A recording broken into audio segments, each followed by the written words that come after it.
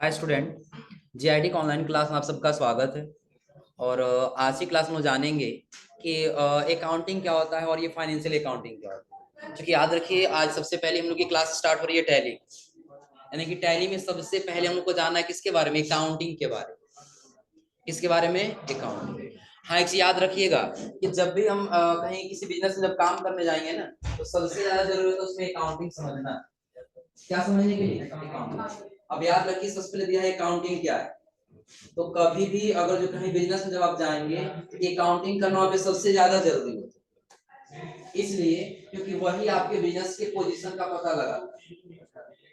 आया समझे ना? हम मान लेते हैं कि एक बिजनेस है और इस बिजनेस में कभी अकाउंटिंग किया ही नहीं गया, तो आपने अपने बिजनेस में कितना पैसा लगाया, कितना उसमें आपने एक्सपेंस किया, कितना आपने कमाया और कितना बचा, ये पता नहीं लगता। अगर जी हमको पता करना है तो उसके लिए हमको क्या पता होना चाहिए? अकाउंटिंग पता होना चाहिए। इसमें देखिए सबसे पहले आप दे रहा है क्या? Financial accounting.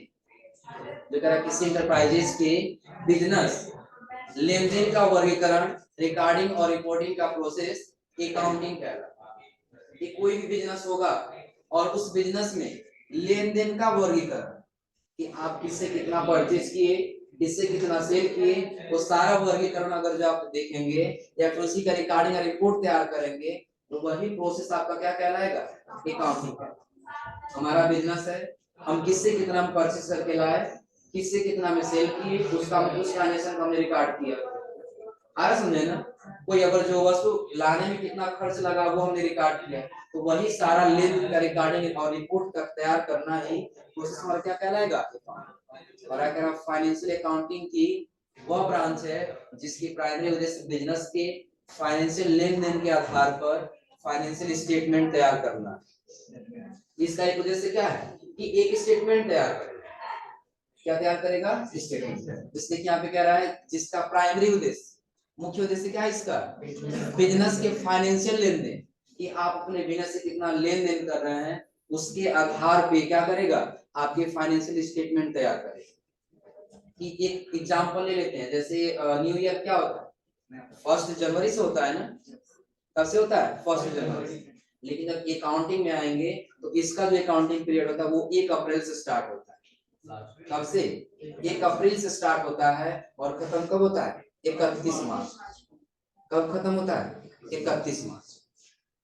क्लियर है ना? ये क्या करेगा, जो भी हमारा फाइनेंशियल अकाउंटिंग होगा, ये पूरे 1 साल का क्या करेगा? एक स्टेटमेंट तैयार करेगा कि आपने अगर टोटली परचेस किया तो कितने का, टोटल आपने सेल किया तो कितने का, टोटल आपने एक्सपेंस कितने का किया और बचा। ये सारा किससे पता चलेगा? Financial accounting. इसमें देखिए आगे कह रहा है यहाँ पे,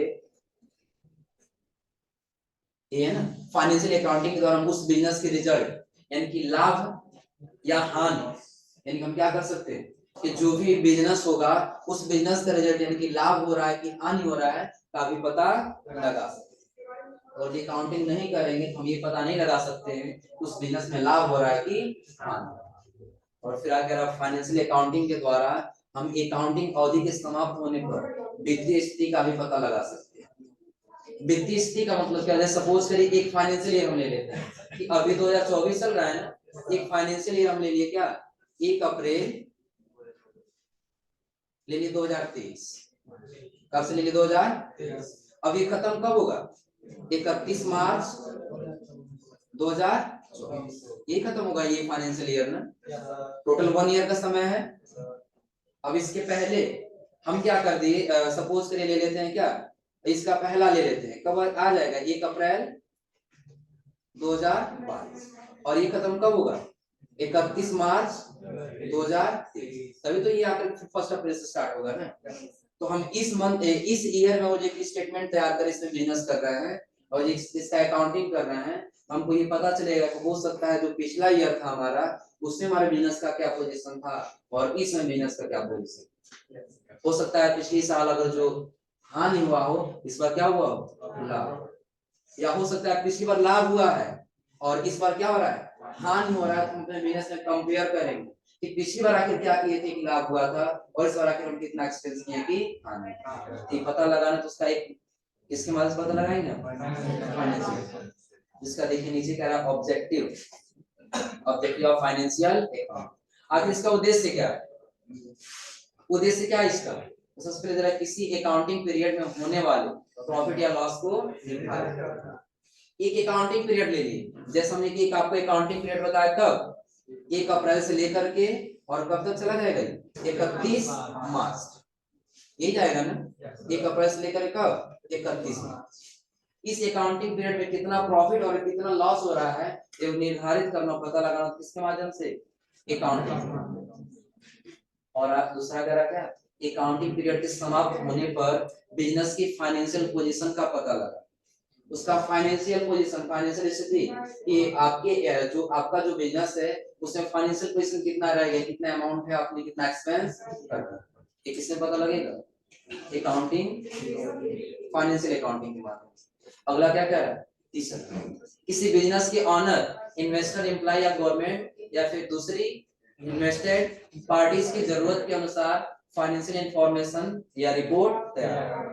अगर जो सपोज एक ऐसा बिजनेस है जो 2 लोग मिलकर के चला रहे हैं, थोड़ा सा आगे समझते हैं, तो लगभग यहाँ तक ये क्लियर हो रहा है ना। अब सपोज करें हमारा कोई बिजनेस है, उसका ऑनर कोई और है और पैसा इन्वेस्ट करने वाला कोई और है, तो जो पैसा इन्वेस्ट करेगा उसका रिपोर्ट रखिएगा कि नहीं रखिएगा, कि अगर हम कुछ पैसा लगाए हैं तो आपने उस पैसे का कहाँ कैसे यूज किया है, उसके प्रति प्रॉफिट चाहिए कि नहीं चाहिए, तो ये सारा रिपोर्ट तैयार करना तो किसके माध्यम से होगा, अकाउंट। जो दे रहा है एडवांटेज ऑफ फाइनेंशियल अकाउंटिंग, इसके फायदा क्या है अकाउंटिंग करने, देखिए अकाउंटिंग करने का फायदा दिया सबसे पहले, रिकॉर्ड द बिजनेस ट्रांजेक्शन, कि आप अपने बिजनेस का जितना भी ट्रांजेक्शन करेंगे वो सारा का सारा ट्रांजेक्शन क्या किया जाएगा, रिकॉर्ड किया जाएगा। आया समझे ना, कब आपने किससे कितना में सेल किया, किससे कितना में परचेज किया, वो सारा रिकॉर्ड आपके सामने रहेगा। और फिर आगे कह रहा है डिटरमाइनेशन ऑफ प्रॉफिट और कि बिजनेस में क्या होगा, कितना प्रॉफिट हो रहा है और कितना लॉस हो रहा है, ये अगर जो पता करना, अलग अलग डिफाइन करना है तो किसके माध्यम से होगा, अकाउंटिंग के ही माध्यम से। और आगे कह रहा है क्या, डिटरमाइनेशन ऑफ बिजनेस, बिजनेस को भी अगर जो आप डिटरमाइनेशन करना चाहते हैं, अलग अलग डिवाइड करके चेक करना चाहते हैं। और आगे दे रहा है क्या, ट्रैक प्रोग्रेस ऑफ बिजनेस, कि आपके बिजनेस का प्रोग्रेस क्या है। सपोज करिए, बिल्कुल एक सिंपल समझ लेते हैं, एक फाइनेंशियल ईयर ले लीजिए कि 22 और 23 में, कब 22 और 23 में हम ये मान ली कि हम अपने बिजनेस में 10,000 रुपए लगाए, कितना पैसा लगा दिए, 10,000, तो उस फाइनेंशियल ईयर में 10,000 लगाने के बाद से बचा कितना और एक्सपेंस कितना हुआ। एक एग्जांपल मान लेते हैं कि 10,000 लगाने के बाद से जब 10,000 अपना निकाल लिए तो इस बार हमारा प्रॉफिट हुआ था 2,000, एग्जाम्पल लिए कितना प्रॉफिट हुआ, 2,000। तो जब अगले फाइनेंशियल ईयर में आएंगे यानी कि 23 और 24 में, तो 23 और 24 में जब आएंगे तो 10 तो 12 इस साल लगेगा ना, बिजनेस में कितना लग जाएगा, 12,000 लग जाएगा। तो जस्ट उसके कुछ ना कुछ बेनिफिट मिलना चाहिए नहीं मिलना चाहिए, कि जब आपने स्टार्ट किया था तो उस समय आपने कितना लगाया, 10,000, और 10,000 का आपने प्रॉफिट कितना कमाया, 2,000। तो अब जो आपने बिजनेस में लगाया टोटल कितना पैसा लगा, 12,000। तो 12,000 के हिसाब से कुछ ना कुछ प्रॉफिट मिलना चाहिए ना। तो अब इस समय कहीं ऐसा तो नहीं है 12,000 आपने लगाया तो कुछ कहीं आपने कम तो नहीं कर दिया है ना, इस बार कहीं ऐसा हो कि लॉस चला गया हो, ये जो पता करना है इसका प्रोग्रेस क्या है, फिर किसके माध्यम से, अकाउंटिंग का एडवांटेज के माध्यम से। और आय कह रहा है क्या, हाँ, कंप्लायंस विथ लीगल रिक्वायरमेंट।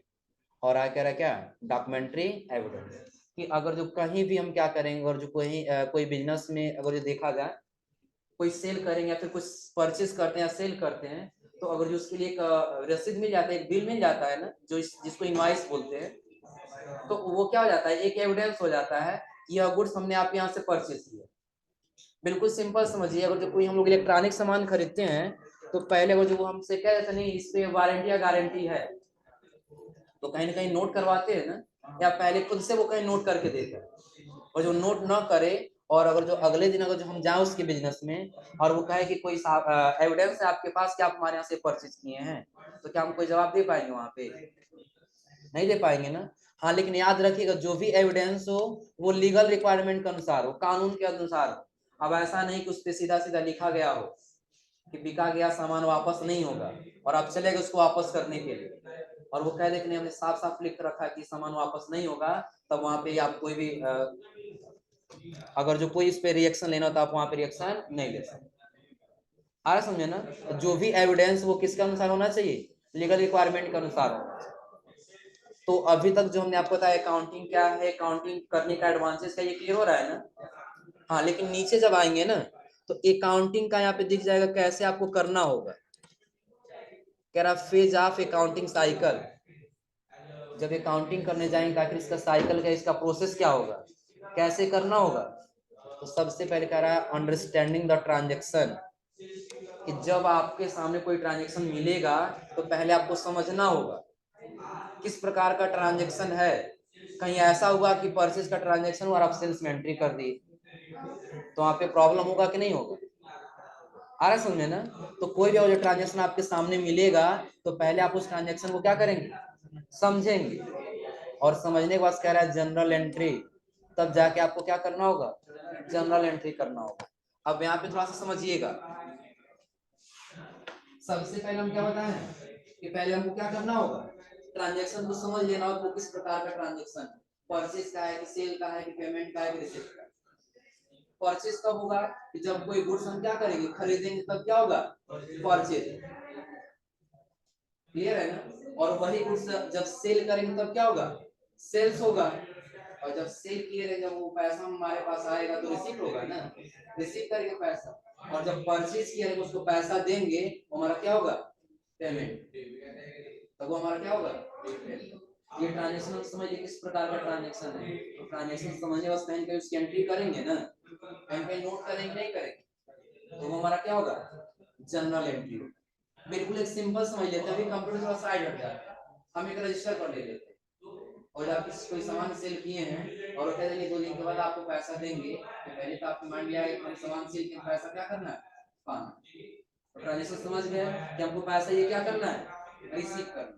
तो कहीं कहीं नोट करेंगे कि नहीं नोट करेंगे, मान के चलिए आप एक रजिस्टर में नोट कर रहे हैं, तो वो रजिस्टर आपका क्या है, जनरल एंट्री। रजिस्टर क्या है, जनरल एंट्री। और जनरल एंट्री के बाद से कह रहा क्या है, लेजर पोस्टिंग। क्या कह रहा है, लेजर पोस्टिंग। अगर जो आप एंट्री करने जाए कहीं रजिस्टर में लिखने जाए, उसका नाम लेंगे कि नहीं लेंगे, किस व्यक्ति से आपने कितने में सेल किया वो नाम नोट करेंगे ना। वो नोट करने के लिए फिर हम किसका इस्तेमाल करेंगे, लेजर पोस्टिंग। जहां हम नाम मेंशन करेंगे वो कौन सा प्रोसेस होगा, लेजर पोस्टिंग। हाँ, जब लेजर पोस्ट कर देंगे तो उसके बाद से जब आगे आएंगे तो आगे आपको क्या चेक करना होगा, ट्रायल। क्या चेक करना होगा, तब ट्रायल। देखिए पहले हम ट्रांजेक्शन को समझे, ट्रांजेक्शन एंट्री करने को उसके नाम से हमने लेजर पोस्ट कर दी। अब हमको क्या चेक करना होगा, ट्रायल बैलेंस। ट्रायल बैलेंस एक स्टेटमेंट होता है, क्या होता है, स्टेटमेंट। और एक चीज और ध्यान रखिएगा, कहीं भी कभी भी अगर आप ट्रांजेक्शन करिएगा, कहीं अकाउंटिंग पे काम करिएगा, तो जो ट्रायल बैलेंस होता है ये डेली का डेली रिपोर्ट चेक करने का होता है। डेली का डेली शाम को क्यों चेक करेंगे, देखिए मिस्टेक अगर जो देखा जाए ना तो खासकर इंसान से ही होता है। कैसे, अगर आप ट्रांजेक्शन कर रहे हैं, आप ट्रांजेक्शन के कितने रुपए का, मान लेते हैं 1000, कितने रुपए का, 1000 में आपने क्या किया। एक एग्जांपल ले लेते हैं कि आपने कोई गुड्स था और उस गुड्स को आपने कितने रुपए में सेल कर दिया, 1000। और आपने एंट्री करते समय ध्यान नहीं दिया, हो सकता है कहीं कस्टमर की संख्या ज्यादा हो, आप थोड़ा सा तीव्र गति से काम करो। ऐसे आप लोग देखते हैं कि हम लोग कंप्यूटर पे कुछ टाइप करते हैं तो कभी कीबोर्ड का बटन दबा रह जाता है ना। तो ऐसा हमको एक टाइप करना था, लेकिन बाय मिस्टेक एक जीरो बढ़ के हमने ध्यान रखा, ऐसा हो जाता है ना। अब इसी ट्रांजेक्शन को हम सेव कर दिए, और जब शाम को रिपोर्ट जब चेक करेंगे तभी तो पता चलेगा ना कहीं मिस्टेक हुआ है कि नहीं हुआ है। तो ज्यादातर मिस्टेक और पता करना है तो हम किस में जाएंगे, ट्रायल करना। लेकिन ट्रायल में सिर्फ एक मिस्टेक ही नहीं होता, आपके बिजनेस में दिखाता है कि आपके पास कैश कितना बचा हुआ है और आपके पास बैंक में कितना पैसा बचा, ये किससे पता चलेगा, ट्रायल।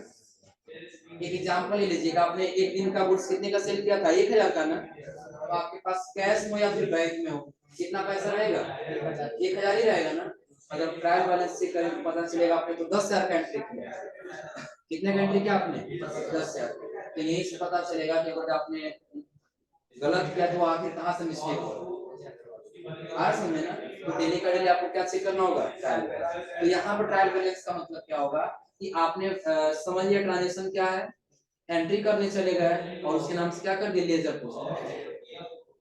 हाँ, लेजर पोस्ट करने वहां से ट्रायल बैलेंस चेक करेंगे कि उसको हमने सामान कितने रुपए का दिया है, कितना में रिसीव किया और उससे कितना पैसा पाना, और फिर उसके नीचे कह रहा क्या, प्रॉफिट एंड लॉस। तब आपको वहां पे पता चलेगा क्या, प्रॉफिट कितना हुआ है और लॉस कितना हुआ है। जब हम यहाँ पे ट्रायल बैलेंस चेक कर लेंगे तब आगे हम किसमें आ जाएंगे, प्रॉफिट एंड लॉस अकाउंट। तो जो आपका जो बिजनेस है उस बिजनेस में प्रॉफिट कितना हुआ और लॉस, और उसके बाद से कह रहा है कि जब आप ये पता लगा लेंगे तब आपको कहाँ जाना होगा, बैलेंस शीट। इसमें जाना होगा। याद रखिएगा जो बैलेंस शीट होता है ना वो लायबिलिटीज और एसेट्स का होता है।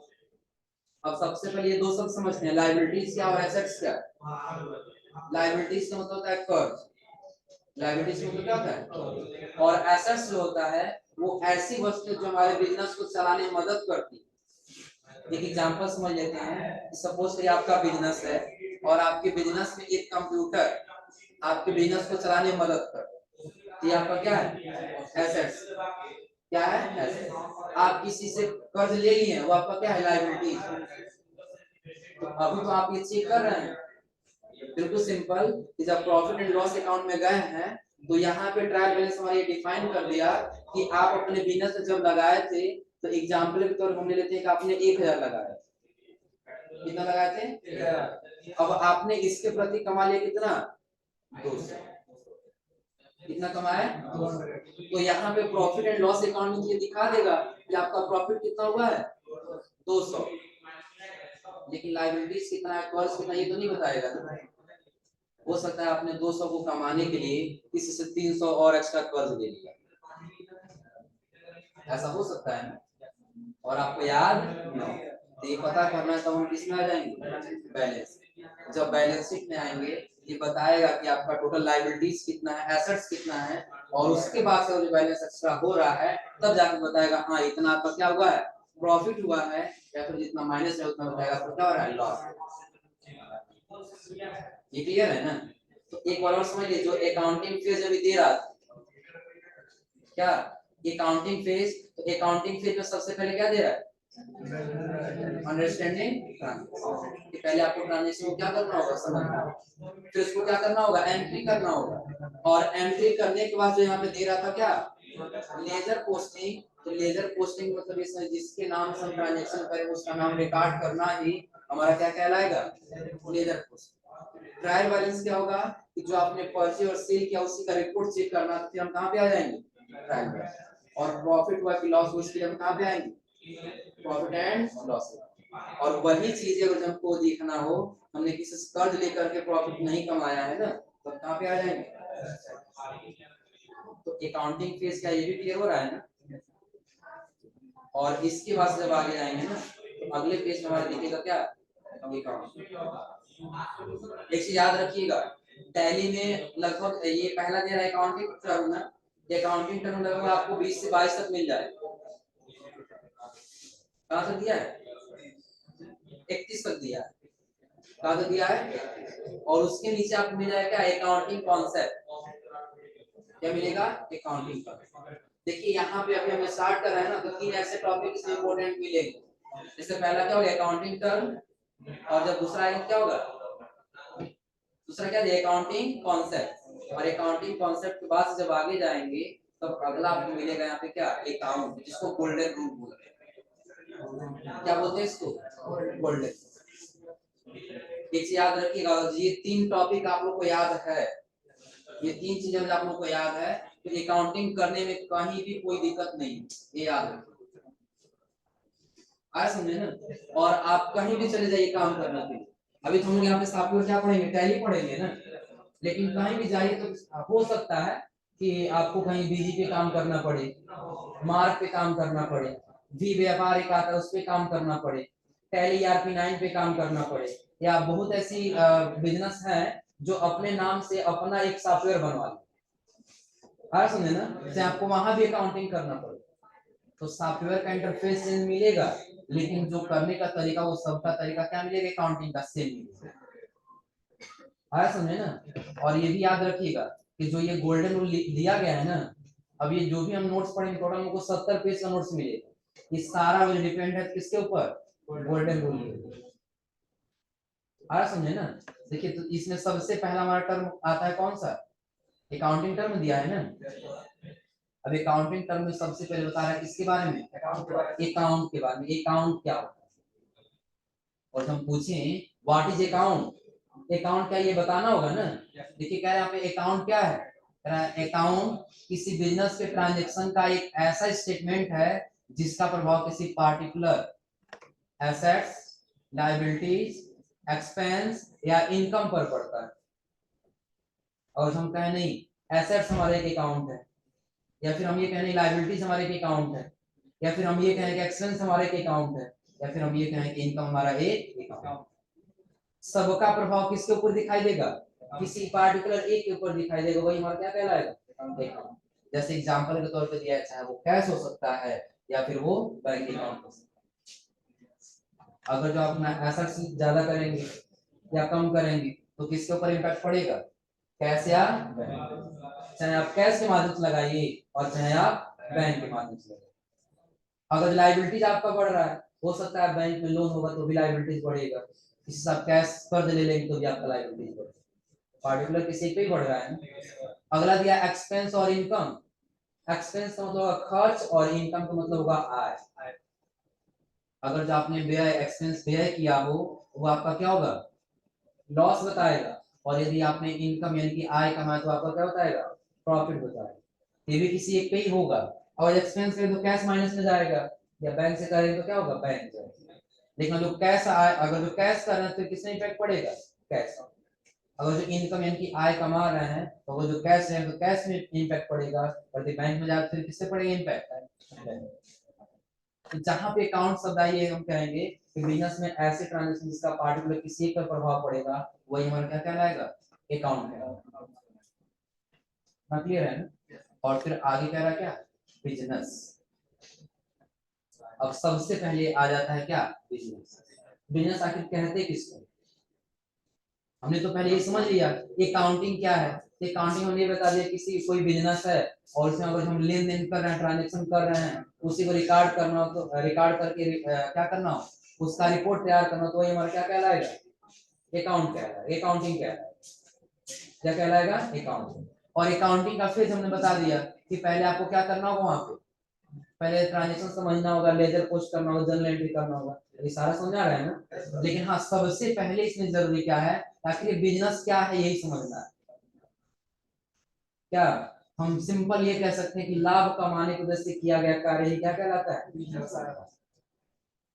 और याद रखिएगा कोई भी बिजनेस हो चाहे छोटा हो या बड़ा हो, बिजनेस बिजनेस होता है। हर समझे ना, लाभ कमाने की वजह से अगर हम कोई भी काम कर रहे हैं ना तो वो हमारा क्या है, बिजनेस।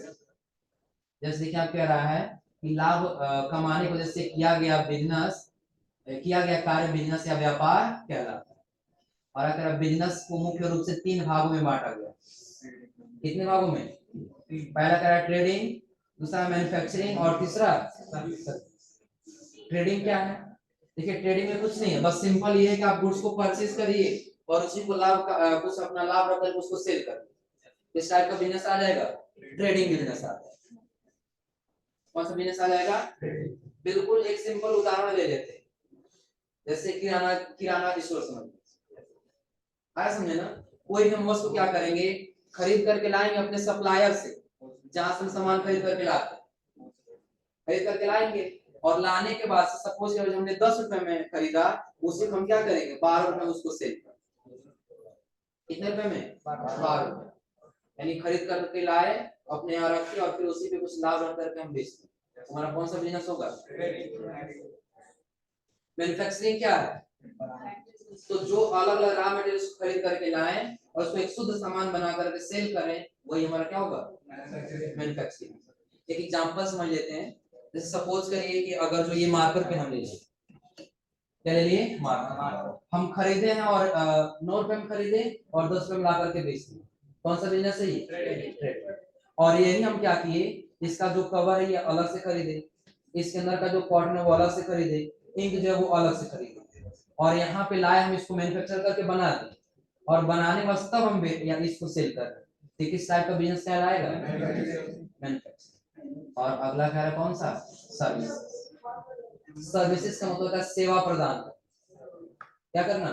सेवा प्रदान करना। जैसे एक एग्जांपल ले लेते हैं कि हम लोग इंटरनेट यूज करते हैं ना, तो इंटरनेट एक प्रकार का क्या है? सर्विस। जो हम चार्ज दें, कुछ अमाउंट पे करें और उसके बदले हमको कोई सेवा प्रदान मिले, वही हमारा कौन सा बिजनेस कहलाएगा? सर्विसेज। अब सर्विस का मतलब ये मत समझिए आज हमको जाना बाइक सर्विस कराना, वही हमारा सर्विस वही होगा ना? सर्विस कराना पड़ता है नहीं, तो वो तो उसमें आ जाएगा ना, ट्रेडिंग में ही आ जाए। आया समझे ना? एक तरह से देखा है वो मजदूरी में आ जाए। आया समझे ना? तो सर्विसेज का मतलब क्या है कि जब जैसे एक एग्जांपल हमने दे इंटरनेट चार्ज। आया समझे ना? हाँ, जब तक वैलिड है तब तक आप उस सेवा का प्रदान कर सकते हैं। जब वो वैलिडेशन खत्म हो जाएगा तब आप उसका लाभ नहीं ले सकते। वही आपका क्या है? सर्विस। इतना क्लियर है ना? तो अभी हमने आपको बताया कहाँ तक? क्लियर है ना? तो ये आज आप लोग यहाँ तक करके आइए, पढ़ समझ करके आइएगा। कौन कौन सा? अकाउंटिंग क्या है, अकाउंटिंग करने का उद्देश्य क्या है, उसका फेज क्या है, और फेज के बाद अकाउंटिंग तक उसका कंडीशन क्या है। तो पहले अकाउंट समझना है, बिजनेस समझना है। मैंने बताया किसके बारे में? अकाउंट के बारे में, और फिर उसके बाद से बिजनेस के बारे में। और उसके बाद अगली क्लास में जानेंगे प्रोप्राइटर क्या है, अकाउंटिंग पीरियड क्या है, चार्ट्स ऑफ अकाउंट। इतना क्लियर है ना? आज आप लोग यहाँ से पढ़ के आइए।